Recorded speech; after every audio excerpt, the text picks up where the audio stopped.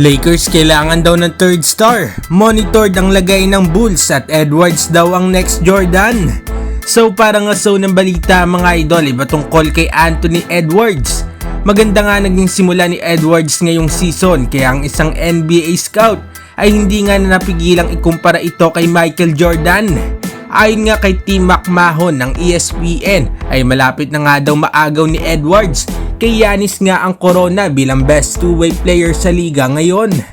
At meron nga daw isang scout na nagsabi na itong si Anthony Edwards daw ang susunod na Michael Jordan dahil nga daw sa pagiging elite nga nito offensively at pwede nga rin daw maging halimaw sa depensa.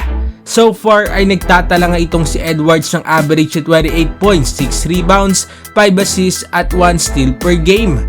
Para nga sa akin mga idol ay masyado pang bata itong si Anthony Edwards para maikumpara nga sa sinasabing GOAT ng NBA. Anong masasabi ninyo dito mga idol? Agree ba kayo dito o hindi? At para naman sa sunod na balita ay patungkol sa Chicago Bulls. Isa nga sa mga interesting teams ngayong season ay itong Chicago Bulls.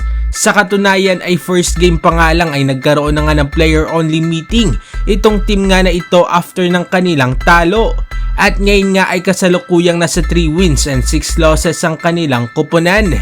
At ayon nga sa latest report ni Brian Windhorst ay minomonitor at nag-aantay nga daw ang mga koponan sa potensyal nga na pagbagsak ng Bulls.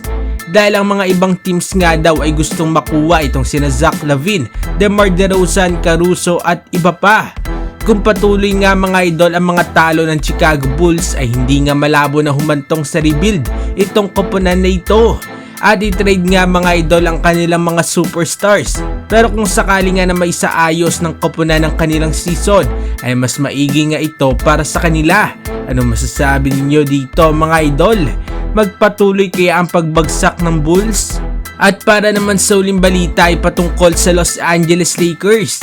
As of now ay 4 wins and 5 losses ang Lakers at hindi pa nga makita ang buong potensyal ng koponan dahil sa kaliwat ka ng injuries. Ayon naman sa isang ESPN analyst ay kailangan nga daw ng Los Angeles Lakers ng third star na magko-complement nga kina LeBron at AD. At yan nga daw mga idol ay itong sina Zach LaVine. Ngayong season nga ay nag-average ito ng 25 points, shooting 40% sa 3.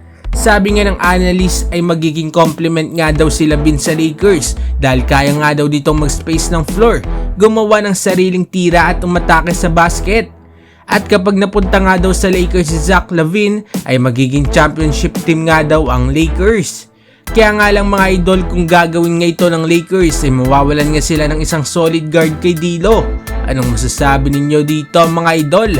Dapat nga bang kumuha ng third star ang Lakers? Mag-komenta sa baba at ating babasahin yan. Huwag kakalimutan na mag-like and subscribe para sa iba pang balitang NBA. Maraming salamat po.